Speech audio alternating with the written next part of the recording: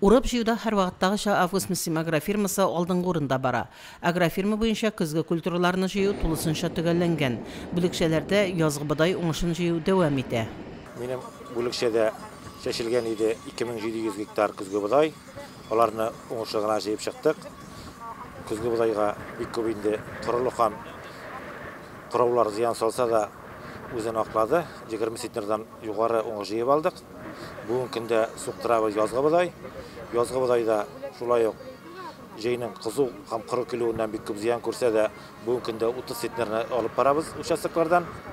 Агрофирмада язгы бодай культурасының уңышы яхшы. Гектар береме 30 центнер тәшкил итә.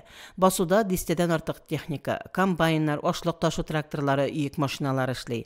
Агрофирманың алдынгы комбайнеры Динар Муллин урап җыю эшләрен тиз арада төгәлләрбез дигән фикердә.